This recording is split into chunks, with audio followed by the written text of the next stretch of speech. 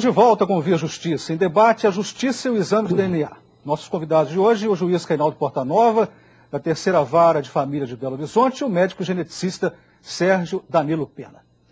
Popularização do teste e redução do custo do exame de DNA permitiram aos filhos sem paternidade reconhecida, buscar o seu direito à identidade.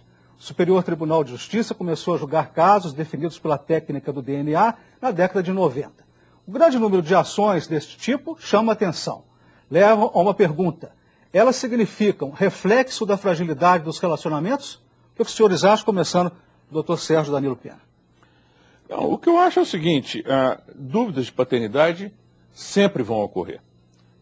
Na verdade, nós sabemos que, na população em geral, os índices de não paternidade, ou seja, dos pais que não são filhos, dos filhos que eles acham que eles são pais, chegam até 10%. Então, são dúvidas importantes, decisões de paternidade vão pautar toda a vida da pessoa. Na verdade, elas vão pautar a vida de 3 pessoas, de uma maneira fundamental. Então, é muito importante que o cidadão tenha o direito ao esclarecimento da paternidade. E nós estamos falando aqui de paternidade biológica, que, do meu ponto de vista e do ponto de vista da lei brasileira, é a que conta. Eu não entendo quando o doutor Rodrigo, por exemplo, fala da distinção entre pai e genitor. Pela lei brasileira, o pai biológico é o genitor, é o pai, é a única pessoa que interessa. Agora, exceto em casos, como o juiz mencionou no bloco anterior, são casos de adoção, etc., que aí realmente, e a decisão dele foi de enorme sabedoria, de admitir a possibilidade de que uma pessoa tenha 2 pais oficialmente, né? E isso mostra como que o direito é dinâmico e como que o direito evolui, assim como a ciência. Tá certo? Juiz Portanova, a questão do reflexo, da fragilidade das relações humanas, como foi colocado. A quantidade de exames de DNA levando a essa constatação. Pois é, porque o problema todo é o seguinte, eu falei antes, a Constituição, hoje, dá prioridade ao interesse do menor. E quase que, eu diria 80% ou mais das ações, elas contemplam um menor. O objetivo é amparar o menor, mais do que se saber a paternidade. Porque a paternidade é o começo de o pai pagar alimentos, da obrigação do pai pagar alimentos, do filho ter uma convivência com o pai, que é muito importante, de ter uma convivência com a família paterna, quer dizer, estabelecer esses laços aí. Então, aquilo que começou frágil se torna um instrumento de crescimento dessa criança, para que essa criança não fique abandonada só com a paternidade, porque não adianta ser pai e a criança não ter convivência com o pai, não ter convivência com a família dele, não ter a assistência do pai. Doutor Sérgio, houve um caso no Distrito Federal em que o exame de DNA comparativo deu 72,82% de probabilidade. É ótimo que você traga esse ponto. O juiz decidirá com acerto só com base nesses 70 e poucos por cento? Não, eu posso te dizer que o laboratório que emitiu esse laudo não é um laboratório gabaritado. E aí que então entra a questão. Quer dizer, o núcleo de genética médica em Belo Horizonte nunca deu um resultado com 70%. Então qualquer laboratório que dá um resultado de 70% é um laboratório que não está preparado para fazer isso. Então, nós vemos aqui uma questão muito interessante. O senhor mencionou que na década de 80, o Tribunal de Justiça recusou um caso com 99,999% de acerto. Hoje em dia, os preços caíram e qualquer exame de DNA vale.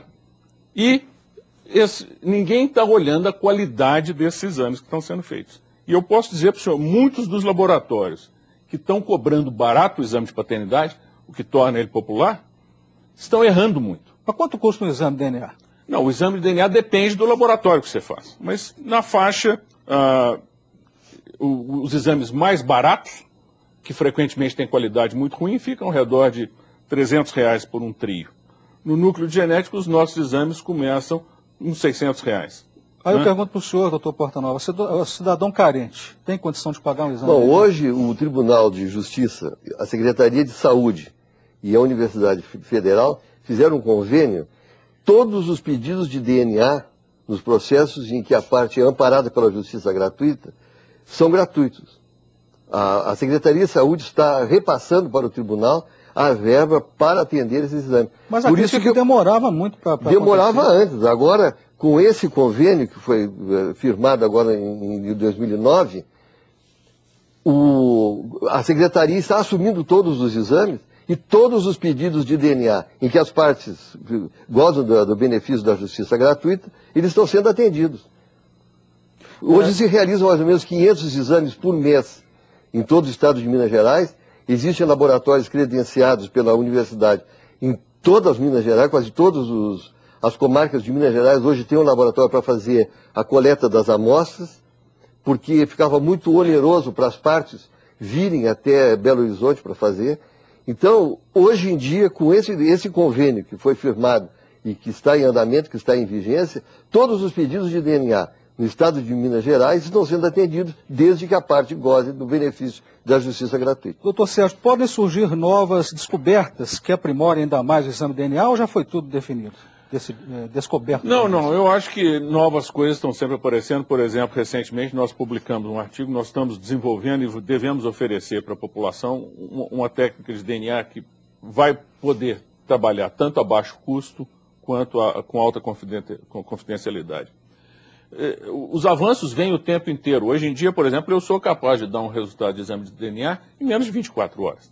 Eu colho o sangue de manhã e dou o resultado de noite.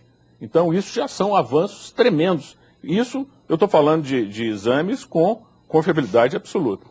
E, então, eu acho que tanto a ciência quanto o direito são dinâmicos e mudam o tempo inteiro, avançam, acompanham a sociedade e eu acho que nós podemos esperar coisas no futuro. Antigamente a gente dependia de fazer exame de sangue.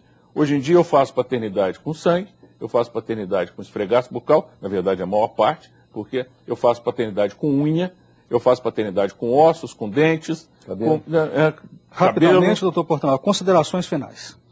Não, a consideração final que eu teria seria a seguinte, com respeito àquele registro que eu determinei a realização. Porque na adoção, hoje, a lei diz que o registro original é anulado.